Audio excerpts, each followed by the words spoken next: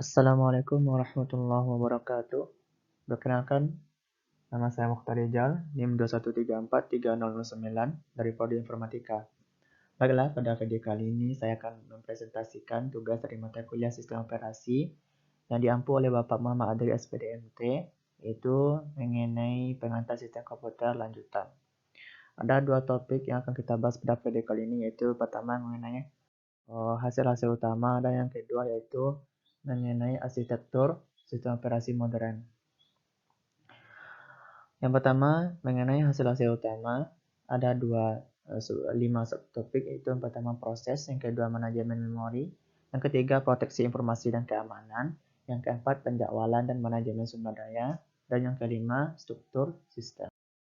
Yang pertama proses. Proses adalah program yang sedang dieksekusi atau jiwa yang dianimasikan sebuah program atau entiti yang dapat ditugaskan ke prosesor dan dapat dieksekusi pada prosesor, atau juga suatu unit dari karakteristik oleh sekuensial atau thread tunggal pada eksekusi, stack langsung, dan kumpulan set pada sumber-sumber sistem. Tiga arah perkembangan sistem komputer telah menciptakan masalah dan timer dan sinkronisasi yang berkontribusi terhadap yang pertama, perkembangan pertama tentang konsep proses multiprogramming, yaitu batch operation, time sharing, dan transaksi real time. Perkembangan yang kedua adalah general purpose time sharing. Di sini tujuan rancangan yang utama adalah agar responsif terhadap kebutuhan para pengguna dan saat ini. Dengan alasan biaya, harus mampu mendukung pada pengguna yang berjumlah banyak secara simultan. Perkembangan ketiga adalah transaction processing systems. Dalam hal ini, sejumlah pengguna melakukan query atau update terhadap sebuah database. Ini merupakan konsep memori virtual.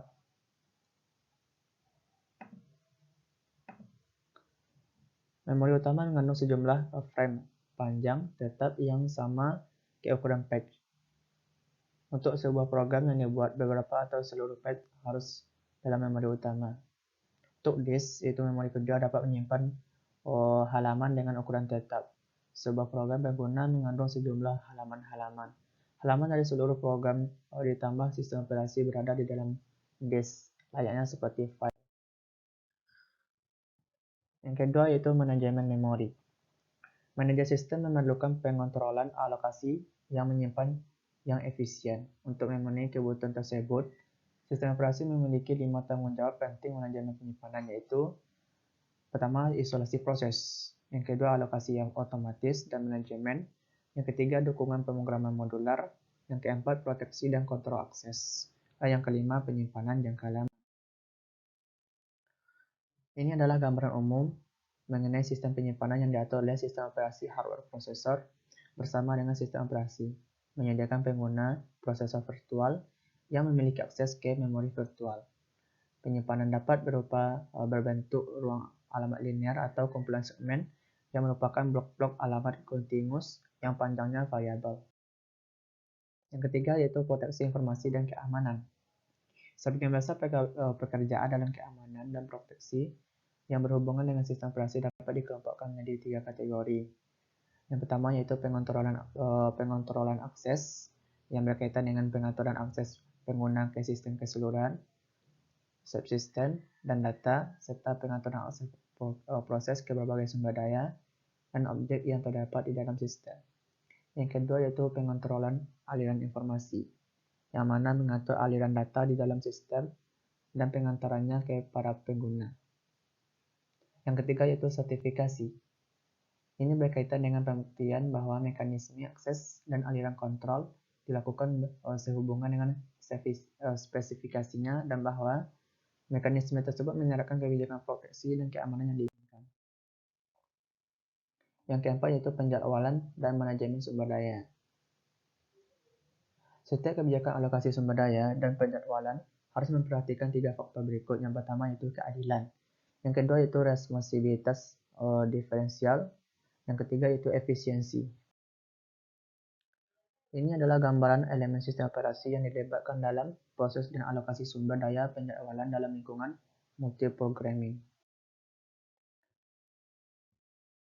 Yang kelima yaitu struktur sistem.